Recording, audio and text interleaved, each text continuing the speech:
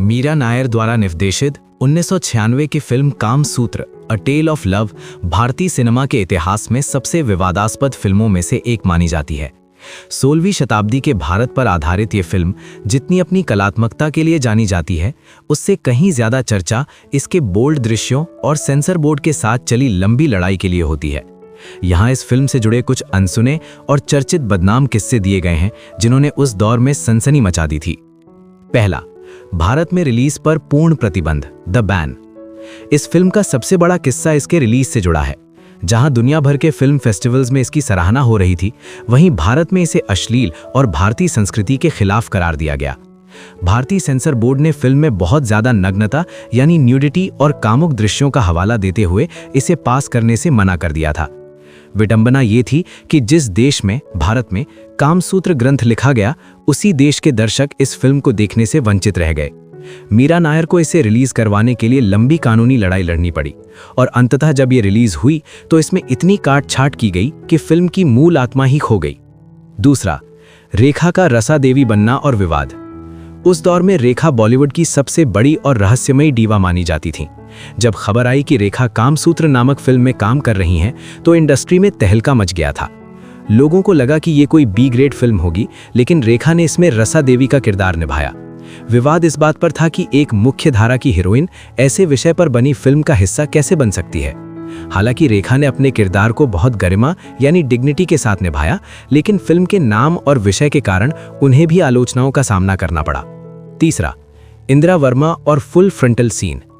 Film की मुख्य अभिनेत्री इंदिरा वर्मा, जिन्होंने माया का किरदार निभाया, कि ये पहली फिल्म थी। फिल्म में उनके और सरिता चौधरी तारा के बीच के दृश्य और इंदिरा वर्मा के कुछ नग्न दृश्यों ने 90 के दशक के भारत को झकझोर दिया था।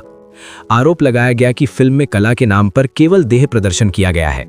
हालांकि मीरा नायर का कहना था कि वे खजुराहो की मूर्तियों और वात्स्यायन के कामसूत्र के दर्शन को पर्दे पर उतार रही थीं, लेकिन आलोचकों ने इसे पश्चिमी नजरिए से बनाई गई फिल्म कहा।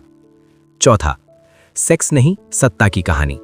फिल्म का नाम कामसूत्र होने की वजह से दर्शकों का एक बड़ा वर्ग इसे केवल एक सॉफ्ट पॉर्न फिल्म समझ रहा था। यही फिल्म की बदनामी का सबसे बड़ा कारण बना।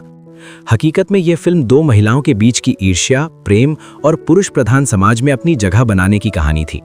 समीक्षकों ने बाद में लिखा कि फिल्म को बदनाम केवल इसके टाइटल ने किया, जबकि इसकी कहानी में कामुकता से ज्यादा राजनीति और भावनाओं का खेल था।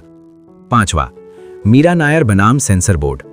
मीरा नायर ने एक इंटरव्यू में बताया था कि सेंसर बोर्ड के सदस्यों ने फिल्म देखने के बाद उनसे कहा था कि हम इसे पास नहीं कर सकते क्योंकि इसमें महिलाएं अपनी कामुकता को खुद नियंत्रित कर रही हैं, जो भारतीय समाज के लिए खतरनाक है। ये बयान इस बात का सबूत था कि फिल्म का विरोध केवल नग्नता के कारण नहीं, बल्कि महिलाओं की आज़ादी के डर से हो रहा था।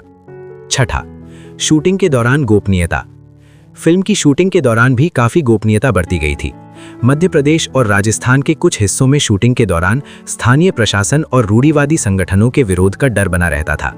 क्रू मेंबर्स को सख्त हिदायत थी कि सेट की कोई भी बात बाहर ना जाए ताकि शूटिंग रोकी ना जा सके। निष्कर्ष, आज दशकों बाद Kamasutra a tale of love को एक कल्ट क्लासिक माना जाता है। इसे बेहतरीन सिनेमाटोग्राफी, संगीत और वेशभूषा के लिए याद किया जाता है, लेकिन 90 के दशक में ये फिल्म केवल अपनी बदनामी और प्रतिबंधों के किस्सों के लिए अखबारों की सुर्खियों में रही।